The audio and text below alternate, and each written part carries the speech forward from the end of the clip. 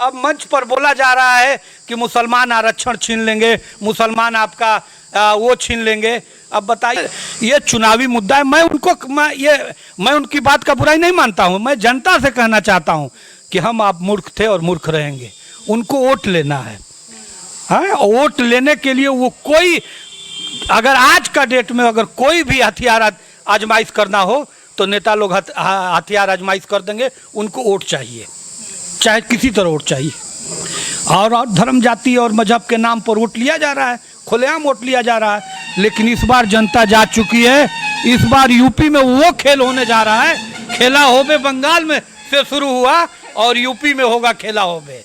इस बार यूपी में इतना बड़ा खेला हुआ, शुरू होके अंत यूपी में। और ये लास्ट कदम है। इतना मजबूत कदम हम लोग सनातन पांडे जी के लिए रख दिए हैं कि हिलेगा नहीं। इस बार सनातन बाढ़ भी है जो बहुत तेजी से चलता है। सनातन बाबा भी हैं। ये हम बहुत बुजुर्ग आदमी हैं, बाबा हैं और आए हैं। और उनको इस बार हम लोग मजबूती से इंडिया गठबंधन के प्रत्याशी हैं, जिताने का काम करेंगे, वोट देने का काम करेंगे। इसलिए कि हम लोगों को महंगाई से बचना है। हम लोगों को 1 लाख रुपया अपनी माँ बहनों के खाते में हर साल जो देने का इंडिया गठबंधन वादा कर रहा है वो लेना है। 30 करोड़ जो रोजगार है, जो आज भी जो है केंद्र में खाली पड़ा हुआ है, उस रोजगार को हमको लेना है, जिसको राहुल गांधी और अखिलेश यादव खुलेआम कर रहे हैं कि आते ही हम लोग 15 अगस्त को ये भर्ती चालू कर देंगे। उसको लेना है। जो सरकारी कंपनियों को बेच के प्राइवेट को बेचा जा रहा है। आरक्षण जैसे लोग कह रहे हैं कि आरक्षण संविधान कैसे ख़त्म होगा, आरक्षण कैसे ख़त्म होगा। हम आपके चैनल के माध्यम से बता देना चाहते हैं कि आरक्षण ख़त्म होने का सबसे आसान तरीका है, सबको प्राइवेट में को बेच दीजिए। जब प्राइवेट को आप बेच देंगे, कोई चीज़ सरकारी नहीं रहेगा, तो ऑटोमेटिक आरक्षण ख़त्म हो जाएगा।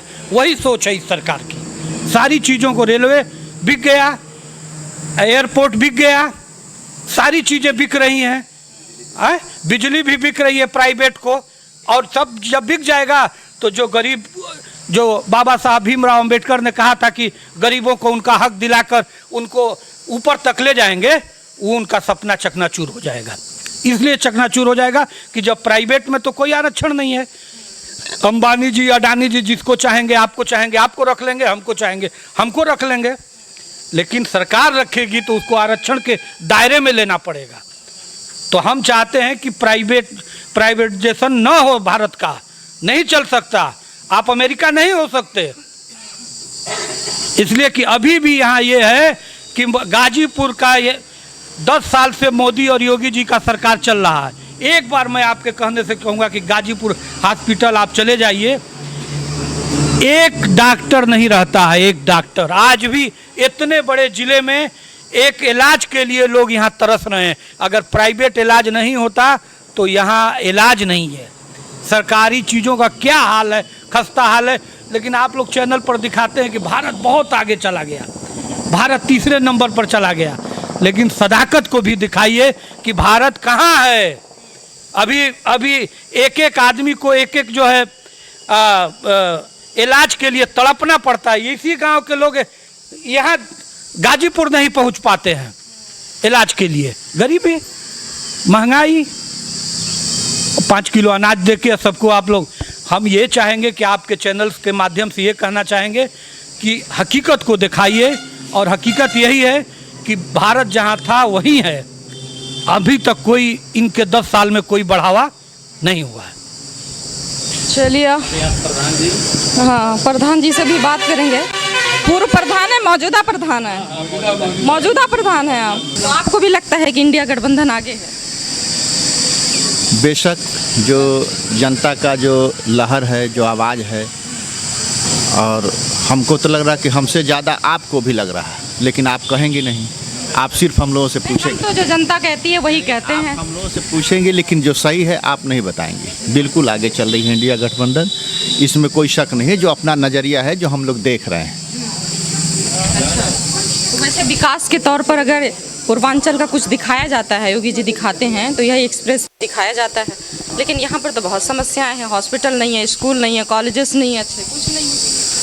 बिल्कुल नहीं है। और ये भी पूर्वांचल एक्सप्रेसवे जो है तो अखिलेश यादव समाजवादी पार्टी अध्यक्ष जी के उनके सरकार में ये पास हुआ था और उन्हीं का देन है हुआ है।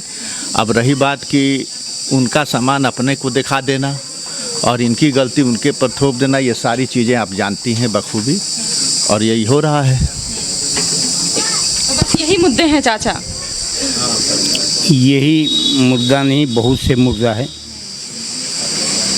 एक दूसरे को ब्लेम दिखाना, समाज में जनता में अफवाह दिखाना, ये धर्म बन चुकी है, लोगों का एक धर्म बन चुका राजनीति करने का एक रास्ता निकाल लिया है, टारगेट करने का, और मुस्लिम समाज को खास तौर पे। खास करके इस युग में मुस्लिम पहला बकरा बना हुआ है और न जनता के बीच में इनको दिखाना है कि मुस्लिम बहुत ख़राब है, पाकिस्तान चले जाएं।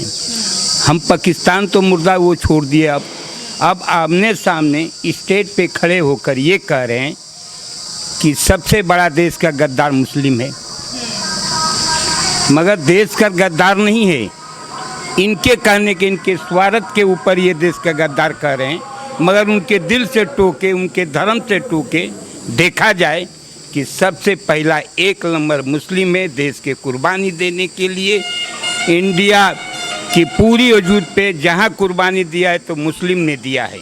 ये रिकॉर्ड उठाकर देखें, तारीख उठाकर, जहाँ हम बैठे हैं गाजीपुर ज़िला का, आप बीर अब्दुल हमीद को देखिए, हमारे डॉक्टर इश्तियाक शहीद को देखिए, यहीं आप बगल में बैठे, ये क्या मुस्लिमें थे ना, मगर कभी चैनल पे या कोई इसमें कभी नाम नहीं आता है। बाई चांस कभी उनकी जब स्वार्थ पड़ती है, जब मतलब पड़ती है, उनको वोट लेना है, तो कहीं मुस्लिम के जड़ के बीच में जब बैठते हैं तो कभी नाम ले लेते हैं। नहीं, इसके ऊपर तो ऐसा वो राजनीति करते हैं कि उनको पता ना चले कि ये मुसलमान लोग इंडिया में रहकर कोई काम किए हों। हाँ, राजनीति के लिए जब एक मुस्लिम समाज को ऐसे टारगेट किया, नाम लिया जाता, आप लोग सुनते हैं तो कैसा लगता है? हम लोग को सुनते हैं तो खराब लगता है, तो लगकर हम इनके हुकूमत में इनके साथ जो ये करते हैं, हम क्या करें, उन्हीं की तरह हम लड़ें? अरे हमारे बगल वाले हिंदू भाई हैं, हम प्यार से बैठाते हैं, मोहब्बत रखते हैं, उनके साथ व्यवहार रखते हैं और उनको ये दिखाते हैं कि बाबू वो नेताजी को बोलने दो, ये अपने वोट के चक्कर में हैं। हम तो भाई हैं, मुसलमान हो चाहे हिंदू हो, हम एक भाई का एक चटाई का ये हैं, ये हमारे साथी हो, हम तुम्हारे दुख में हैं, साथ में हैं, सब कुछ है। अच्छा, भाजपा के आने से पहले बाबा, जिस तरह से 2010 के बाद 14 के बाद भाजपा आई, तो उससे पहले गाजीपुर में भाईचारा, मोहब्बत किस तरह से था, और उसमें क्या आज के दौर में इस वक्त जब से भाजपा है कुछ बदलाव आया है? नफरत का एक बीज बोया गया। जैसे हम गेहूँ ये कोई नफरत में दवा डाल देते हैं कि ये जहरीला है, उसी तरह समाज में जो बीजेपी आया, हमारे समाज के अंदर जहर घोल दिया। जो लोग हमको बंटवारा करने का ये कर दिया, तो ये आपको देखने को मिलता है आपस में। आपस में पहले 14 से पहले कुछ मोहब्बत थी, कोई नहीं जानता था कि ये मुस्लिम है कि हिंदू हैं कि क्या भाई हैं, सब भाई भाई बैठकर एक लाइन पर खाते थे। मगर जब ये स्टेज पे आते हैं अपने वोट के लेने के लिए, तो हमको नफरत के नज़र से दिखाते हैं कि देखो वो ये है, फलाना है ये हमको, क्योंकि उनको वोट चाहिए। वो जनता से प्यार नहीं है, जनता से प्यार नहीं है, उनको वोट चाहिए। इनको बदनाम करे कि फलाना ऐसा किया, फलाना वैसा किया, ये वोट चाहिए राजनीति, यही हमारा ये। बाबा, अभी 2 दिन पहले योगी जी आए थे, आपने बोला कि गाजीपुर शहादत की ज़मीं है और यहाँ पर शहीद हुए हैं और अभी भी हैं, ऐसा नहीं है, अभी यहाँ से भी लोग आर्मी में जाते हैं, है ना, सरहद पर जाते हैं। तो आप ये बताइए कि उन्होंने एक सवाल खड़ा किया कि जो अंसारी परिवार बताता है उस्मान, ब्रिगेडियर उस्मान के बारे में, उनसे कोई ताल्लुक़ नहीं है उस परिवार से। आपको बहुत तजुर्बा होगा इस बारे में, जानकारी होगी, आप यहीं के रहने वाले हैं, ज़रा इस पर बताइए।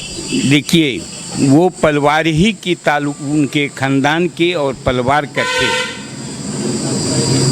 अभी हम कह दें कि हिंदुस्तान हमारा नहीं है मुस्लिम का, ये तो पाकिस्तानी है, कोई सच्चाई नहीं है। वो कह रहे हैं कि वो जो बता रहे हैं, अपना परिचय दे रहे हैं कि हम एक शहीदी परिवार से आते हैं, हमारे पूर्वज ने शहादत दी है, स्वतंत्रता सेनानी थे, वो बिल्कुल गलत है। योगी जी ने भाषण में बोला वो बिल्कुल सही है, ये इनकी खानदानी पुश्तई है।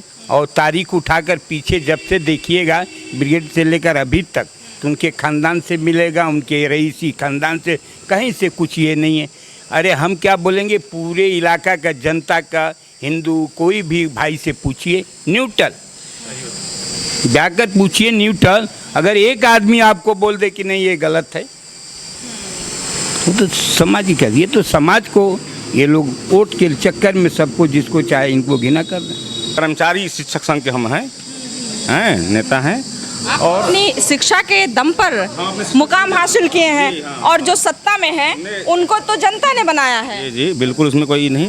कहने का मतलब है कि कर्मचारी बिल्कुल परेशान है, शिक्षक कर्मचारी बहुत परेशान है, उनको बेवजह परेशान किया जाता है। समय से कॉलेज जाता है, समय से ऑफिस जाता है, फिर भी बेवजह उनको परेशान किया जाता है।